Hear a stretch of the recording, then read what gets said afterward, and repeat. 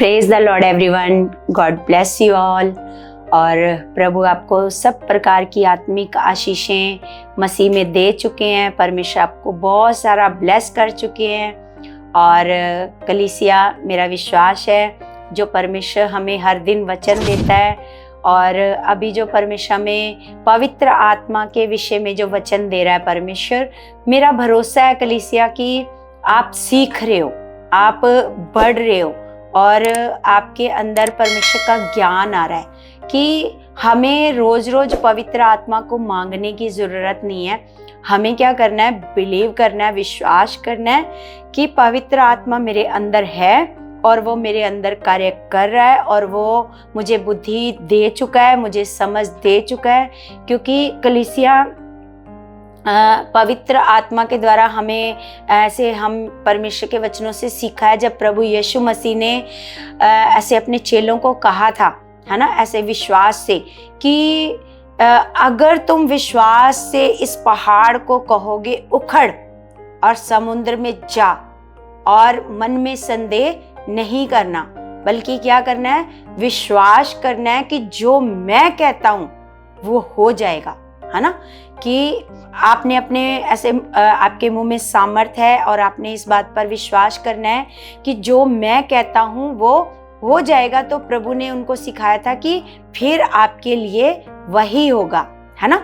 तो फिर प्रभु ने ऐसे मरकुस 11:24 में लिखा है कि जो कुछ तुम प्रार्थना करके मांगो तो प्रतीति कर लो कि वो तुम्हें मिल गया। मतलब प्रभु ने हमें सिखाया कि जो कुछ हम प्रार्थना करके अपने पिता से मांगते हैं उसके बाद फिर उसको लगातार मांगने की जरूरत नहीं है, रोज रोज मांगने की जरूरत नहीं है। ये भी हमें कैसे पता चला?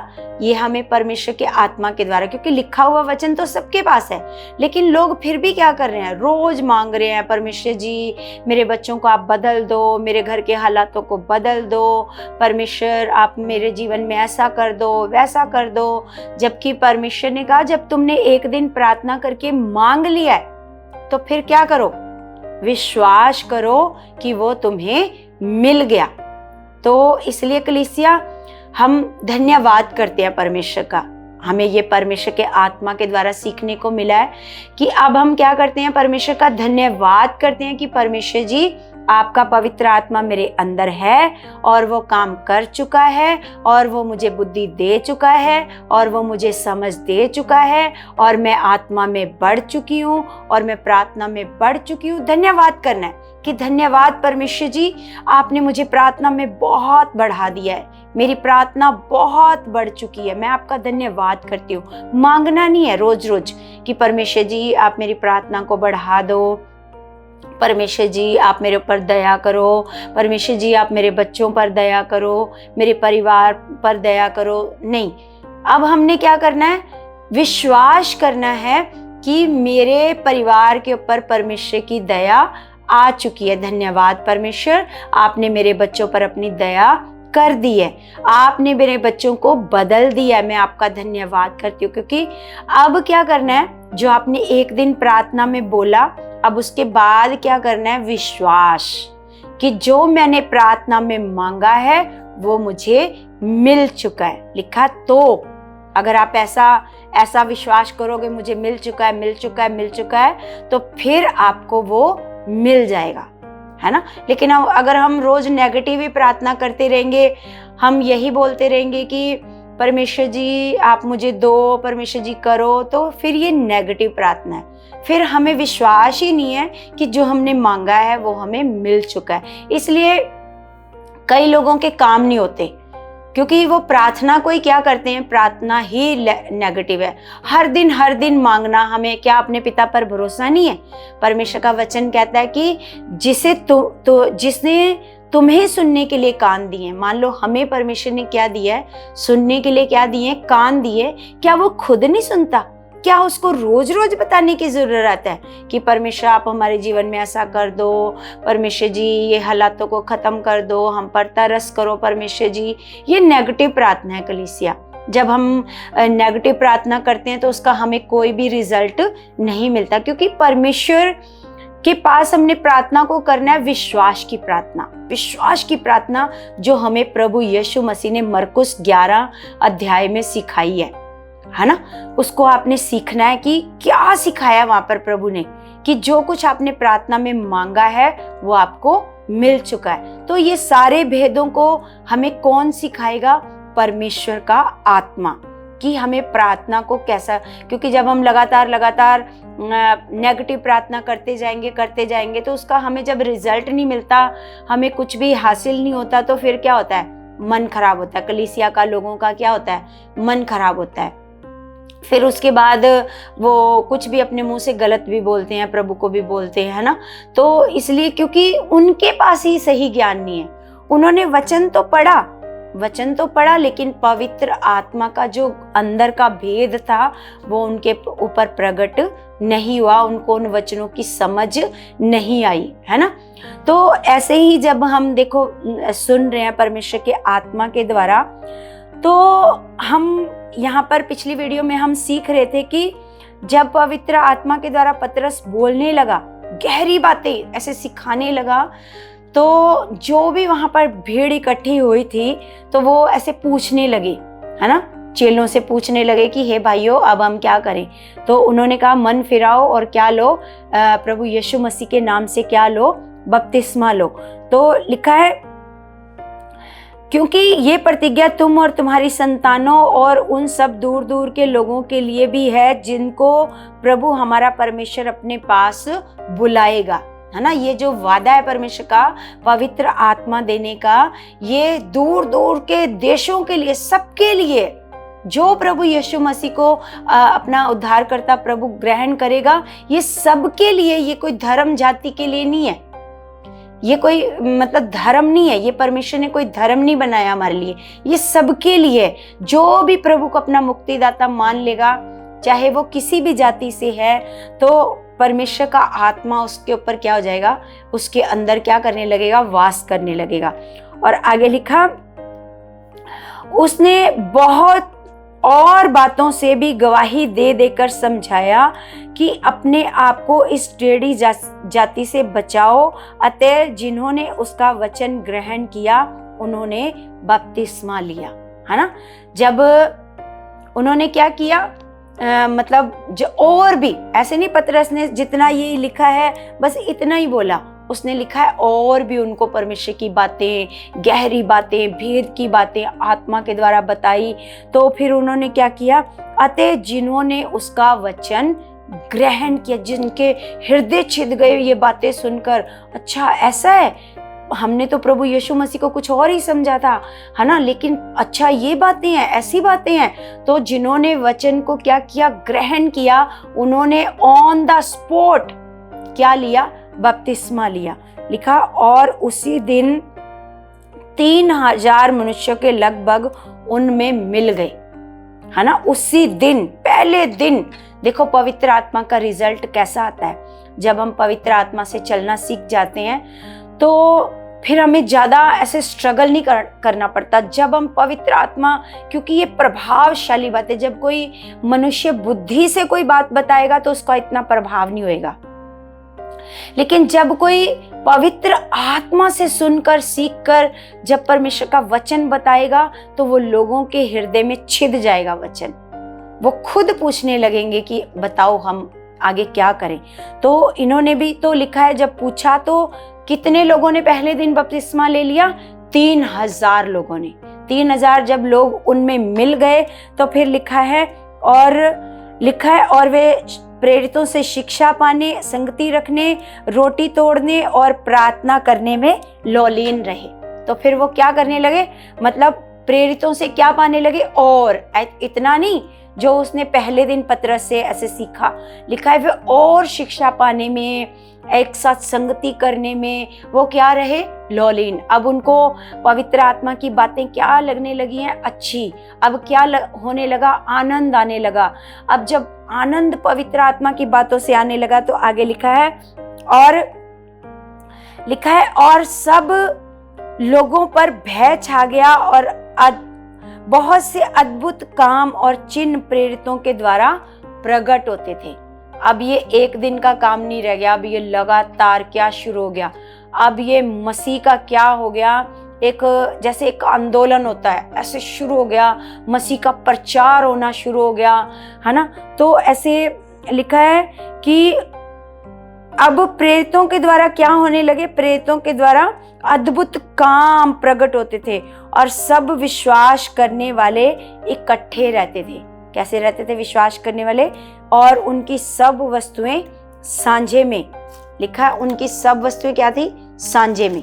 तो लिखा और वे अपनी अपनी संपत्ति और सामान बेच कर जैसे जिसकी आवश्यकता होती थी बांट दिया करते थे। वे प्रतिदिन एक मन होकर मंदिर में इकट्ठे होते थे।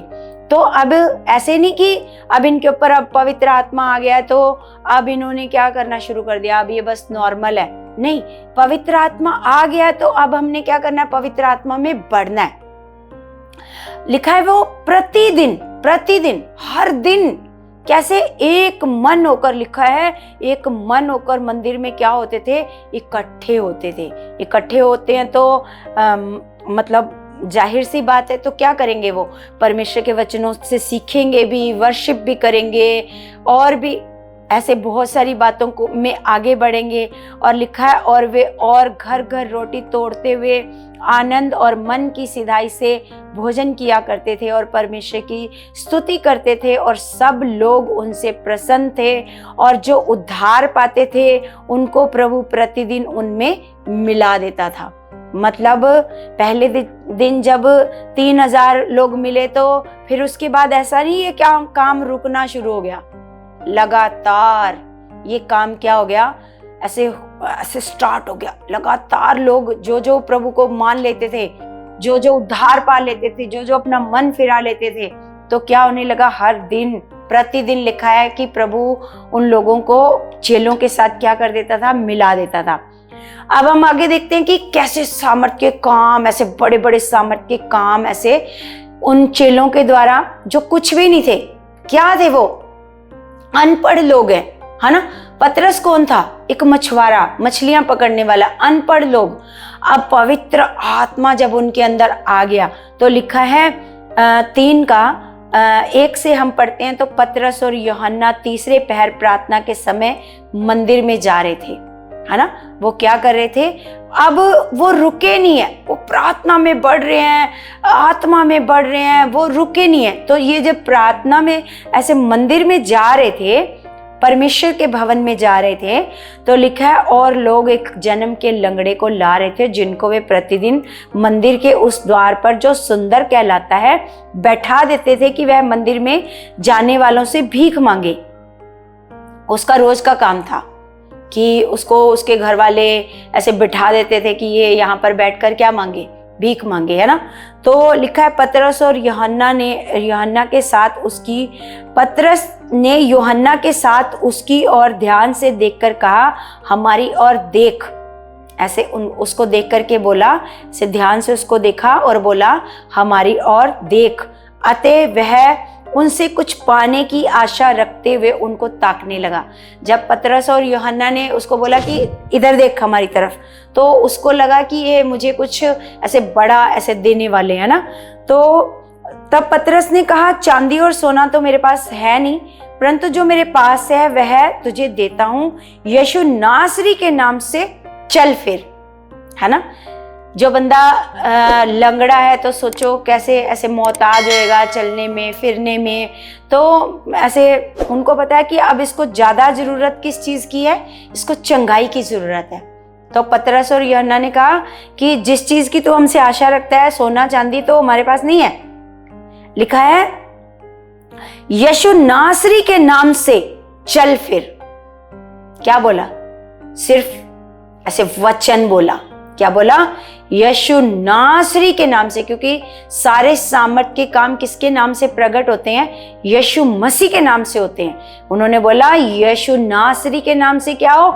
चल फिर, है ना। और उसने उसका दाहिना हाथ पकड़ के उसे उठाया और तुरंत उसके पांव और टखनों में बल आ गया और वह उछलकर खड़ा हो गया और चलने फिरने लगा और चलता और कूदता परमेश्वर की स्तुति करता हुआ उनके साथ मंदिर में गया। सब लोगों ने उसे चलते फिरते और परमेश्वर की स्तुति करते देखकर उसको पहचान लिया कि ये वही है जो मंदिर के सुंदर फाटक पर बैठकर भीख मांगा करता था। और उस घटना से जो उसके साथ हुई थी, वे बहुत अचंभित और चकित हुए।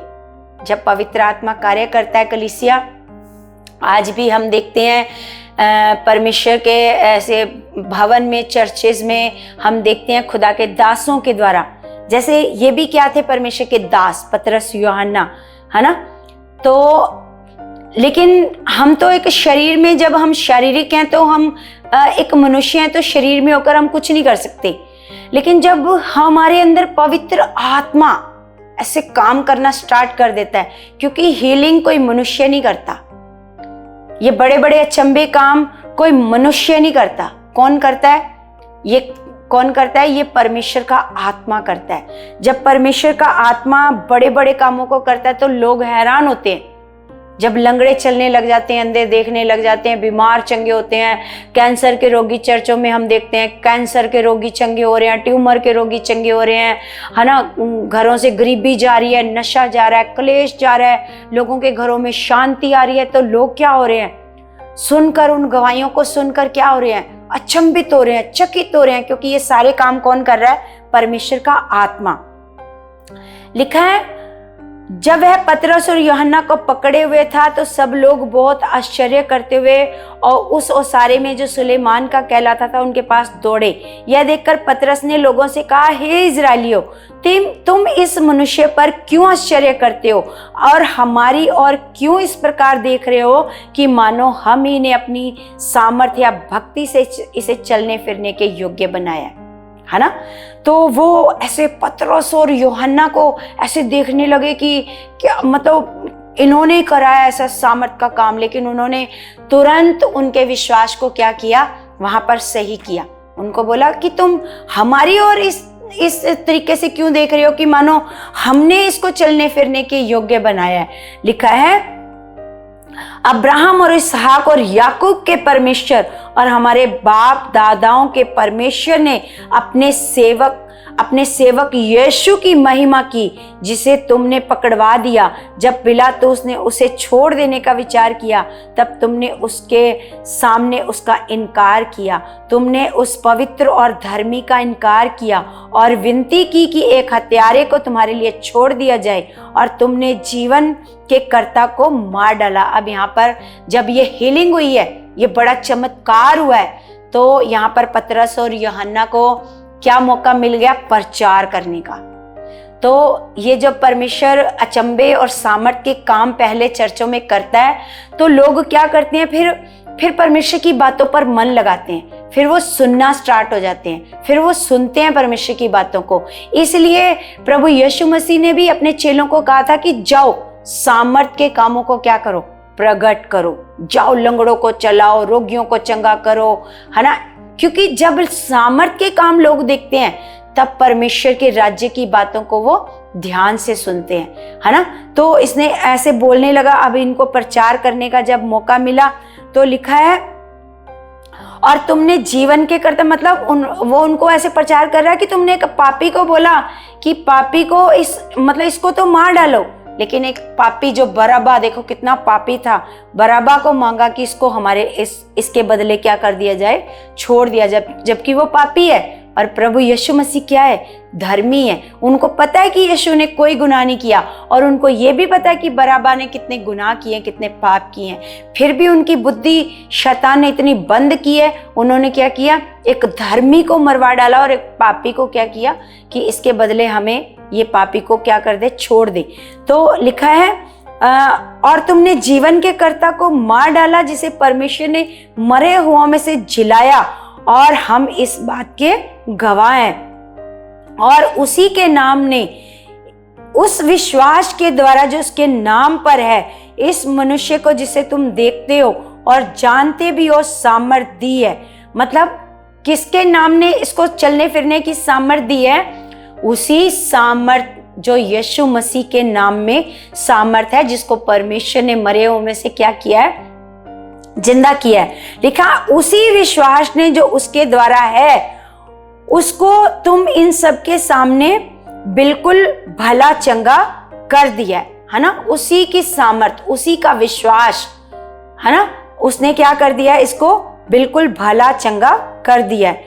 अब हे भाइयों, मैं जानता हूं कि ये काम तुमने अज्ञानता में किया और वैसा ही तुम्हारे सरदारों ने भी किया, परंतु जिन बातों को परमेश्वर ने सब भविष्यद्वक्ताओं के मुख से पहले ही बता दिया था उसका मसीह दुख उठाएगा, उन्हें उसने इस रीति से पूरा किया। इसलिए मन फिराओ और लौट आओ कि तुम्हारे पाप मिटाए जाएं, है ना। वो उनको भी ऐसे प्रचार कर रहा है कि हम जानते हैं कि ये सारा काम तुम लोगों ने कैसे किया है, अज्ञानता में। तुम नहीं जानते थे, तुम लोगों ने ये यीशु को जो मरवाया, पकड़वाया, ये कैसे किया, ये अज्ञानता में किया है। लेकिन अब क्या करो, अब अपने मन को क्या कर लो, फिरा लो, अपने मन को फिराओ और लौट आओ कि तुम्हारे पाप, जो तुमने पाप किया, ये पाप किया, प्रभु यीशु मसीह को क्रूस पर, एक धर्मी को क्रूस पर चढ़ाकर तुमने जो पाप किया, तुम इसलिए अपने मन को फिरा लो और लौट आओ कि तुम्हारे पाप मिटाए जाएं, जिससे प्रभु के सम्मुख वे विश्रांति के दिन आए, है ना। लिखा, और वह यीशु को भेजे जो तुम्हारे लिए पहले ही से मसीह ठहराया गया, है ना। और लिखा, अवश्य है कि वह स्वर्ग से उस समय तक रहे जब तक कि स्वर्ग में उस समय तक रहे जब तक कि वह सब बातों का सुधार न कर ले, जिसकी चर्चा प्राचीन काल से परमेश्वर ने अपने पवित्र भविष्यद्वक्ताओं के मुख से की थी, है ना। कि वो इन सारे जगत में, मतलब सारे जगत के लोग प्रभु यीशु मसीह पर विश्वास ना कर लें, क्योंकि ये सारी बातें पहले से भविष्यद्वक्ताओं के मुख से लोगों ने क्या की हैं, सुनी है। हमने भी परमेश्वर के, जब हम परमेश्वर के भविष्यद्वक्ताओं की पुस्तकें पढ़ते हैं, जैसे यशायाह हो गया, यिर्मयाह हो गया, योएल भविष्यद्वक्ता, और भी बहुत सारे भविष्यद्वक्ता, उनके मुख से हमने ये सारी बातें सुनी है ना। तो मतलब लिखा है, जैसा कि मूसा ने कहा, प्रभु परमेश्वर हमारे भाइयों में से तुम्हारे लिए मुझसा एक भविष्यद्वक्ता उठाएगा, जो कुछ वह तुमसे कहे उसकी सुनना, परंतु प्रत्येक मनुष्य जो उस भविष्यद्वक्ता की ना सुने लोगों में से नष्ट किया जाएगा। और शमूएल से लेकर उसके बाद वालों तक जितने भविष्यवक्ता बोले, उन सब ने इन दिनों का संदेश दिया है। लिखा है, तुम भविष्यद्वक्ता की संतान और उस वाचा के भागी हो जो परमेश्वर ने तुम्हारे बाप दादाओं से बांधी, जब उसने अब्राहम से कहा, तेरे वंश के द्वारा पृथ्वी के सारे घराने आशीष पाएंगे। और वे अपने सेवक को उठाकर पहले तुम्हारे पास भेजा कि तुम में से हर एक को उसकी बुराइयों से फेर कर आशीष दी, है ना। तो ये सारा कुछ हमें परमेश्वर के वचनों ने ऐसे पहले से हमें बताया है कि यीशु मसीह ही है हमारा मुक्तिदाता, उद्धारकर्ता। लेकिन जब पवित्र आत्मा आता है तो हम और भी इन बातों को अच्छे से समझ पाते हैं जो भविष्यद्वक्ताओं ने कही थी। क्योंकि भविष्यद्वक्ताओं ने जो बातें कही, जब तक हमारे अंदर पवित्र आत्मा नहीं है तो हम उनके गहरे भेद हम नहीं समझ पाते हैं कलीसिया ना। तो इसलिए परमेश्वर ने हम लोगों को क्या दिया है, परमेश्वर ने हम लोगों को पवित्र आत्मा दिया है, ताकि हम परमेश्वर के मन की बातें, परमेश्वर की गहरी बातों को हम क्या कर सकें, समझ सकें और पवित्र आत्मा के अनुसार चल सकें, है ना। पवित्र आत्मा के अनुसार चलकर, आत्मा के अनुसार चलकर आत्मिक जीवन व्यतीत करके, ना कि शारीरिक जीवन। क्योंकि शारीरिक जीवन परमेश्वर को खुश नहीं करता। कौन सा जीवन खुश करता है? आत्मिक जीवन परमेश्वर को क्या करता है? खुश करता है। तो हम हर दिन आत्मा में बढ़ें, आत्मिक जीवन बिताएं, है ना। तो इसीलिए परमेश्वर ने हमें आत्मा दिया है ताकि हम उसके अनुसार चलें। जैसे परमेश्वर के वचन में लिखा है, हे भाइयों, जब जैसे तुम आत्मा के द्वारा जीवित हुए हो, ऐसे तुम आत्मा के अनुसार चलो भी, है ना। तो इसलिए हमें पवित्र आत्मा दिया है कि हम हर दिन क्या करें, पवित्र आत्मा की सुनकर चलें, ना कि अपनी बुद्धि से या शरीर के अनुसार। क्योंकि परमेश्वर का वचन कहता है कि यदि तुम शरीर के अनुसार दिन काटोगे तो तुम मरोगे, है ना। तो इसलिए, क्योंकि मरोगे कैसे कि पवित्र आत्मा हमारे अंदर से ऐसे अगुवाई करना बंद कर देगा, एकदम से शांत ऐसे बैठ जाएगा, कुछ नहीं बोलेगा, कुछ हमें नहीं सिखाएगा, हमारी अगुवाई नहीं करेगा, तो मरोगे, है ना। मतलब आत्मा में तुम क्या हो जाओगे, मर जाओगे।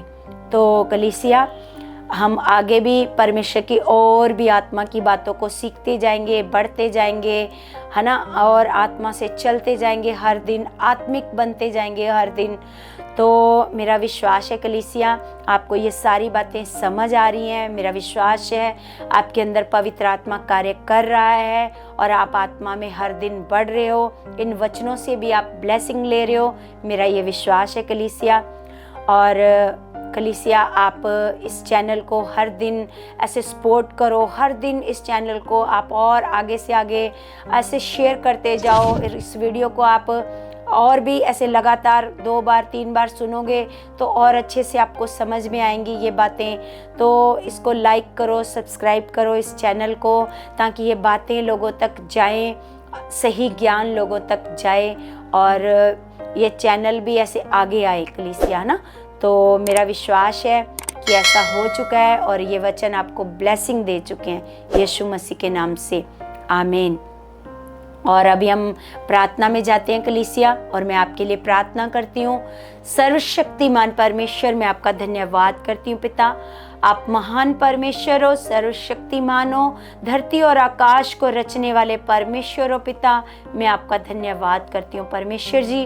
परमेश्वर पिता, मैं आपके बच्चों के लिए प्रार्थना करती हूँ खुदावन, तेरा पाक रूह, तेरा पवित्र आत्मा इनकी अगुवाई कर चुका है, इनसे बातें कर चुका है। आप इनको सामर्थ से भर चुके हो, पवित्र आत्मा की सामर्थ इनके अंदर से प्रकट हो चुकी है, पवित्र आत्मा के फल इनके अंदर से प्रकट हो चुके हैं, पवित्र आत्मा के वरदान इनके अंदर से प्रकट हो चुके हैं पिता परमेश्वर। तेरे बच्चे आत्मा में बढ़ चुके हैं, और परमेश्वर जो तेरे बच्चे बीमारी में पड़े हैं, दुखों में पड़े हैं पिता परमेश्वर जी, आज तेरे आत्मा की सामर्थ, जैसे अभी हमने वचन में सीखा कैसे पतरस और यूहन्ना के द्वारा सामर्थ के द्वारा लंगड़ा ऐसे खड़ा हो गया, ऐसे खुदावन जितने तेरे बच्चे परमेश्वर बीमारी के बिस्तर में पड़े हैं पिता, वो बीमारी के बिस्तर से खड़े हो जाए यीशु के नाम से, खड़े हो जाए यीशु के नाम से। जैसे ही वो सुने, उनके अंदर आत्मा दिलेरी दे दे और वो खड़े हो जाएं और वो हील हो जाएं यीशु मसीह के सामर्थी नाम से, वो चंगाई पाएं यीशु मसीह के नाम से। मेरे परमेश्वर, मैं आपका धन्यवाद करती हूँ और मेरा विश्वास है पिता, इस प्रार्थना के द्वारा बहुत सारे रोगी बीमारी के बिस्तर से उठ चुके हैं यीशु मसीह के नाम से। ऐसा हो चुका है, आमीन आमीन। सबको जय मसीह की।